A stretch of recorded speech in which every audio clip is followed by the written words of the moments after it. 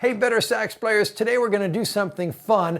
I'm going to play the same thing on 4 different tenor saxophones, made in different decades, in different countries, out of different materials.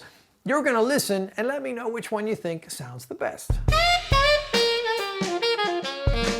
Metcalf here with another BetterSax video. If you're not already subscribed to the channel, you might want to get yourself subscribed right now.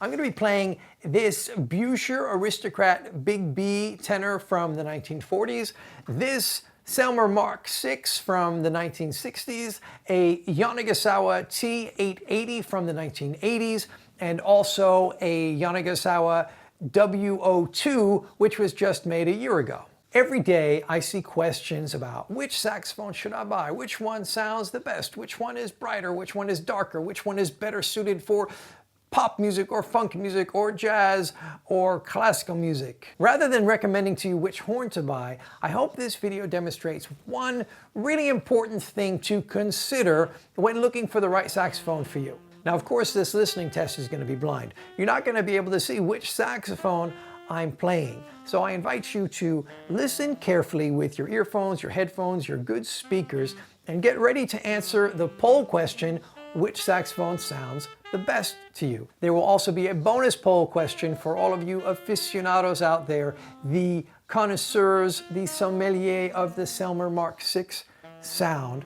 I want you to try to identify which one of the 4 is a Selmer Mark VI. I'll give you a hint. This should make it pretty easy for all of you out there. This serial number starts with 166,000. Okay, let's get started. I'm going to be playing the first chorus of Dexter Gordon's solo on 3 o'clock in the morning, which, by the way, is on the easier end of the spectrum for those of you that want to get into transcribing solos.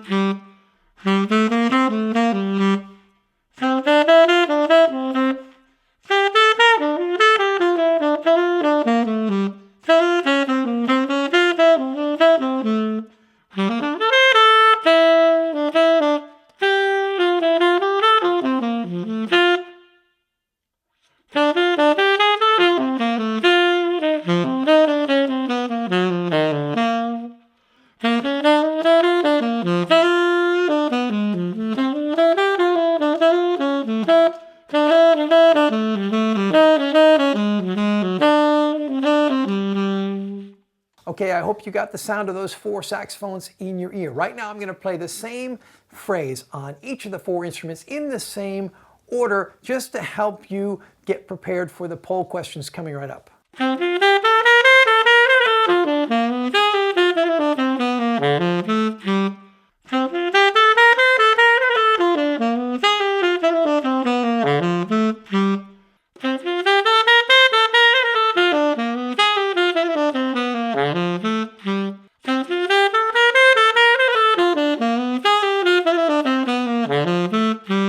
Okay, now's the time to vote. Click the card in the upper right-hand corner of the screen and choose the saxophone that sounded best to you.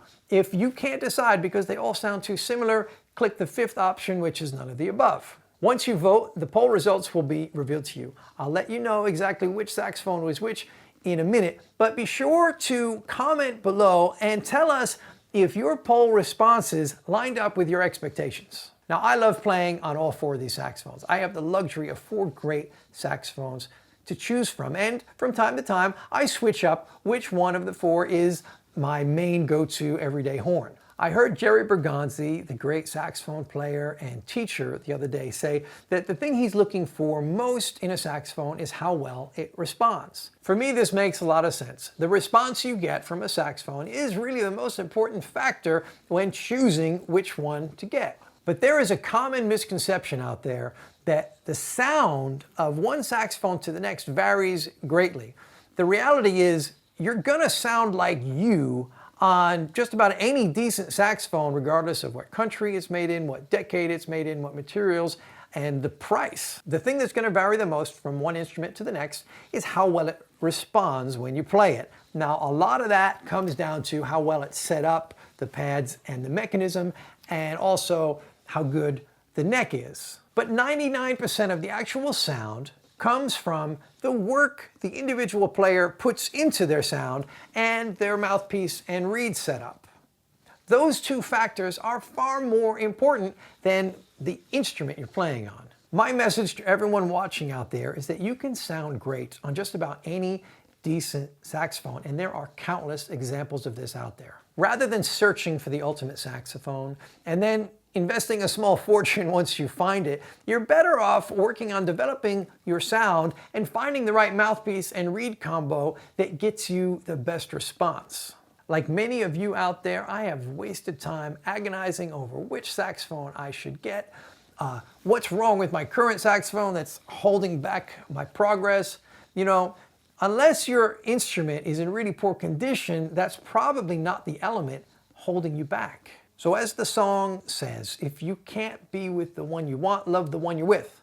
If you can't have the saxophone you want, love the saxophone you got. Go practice it.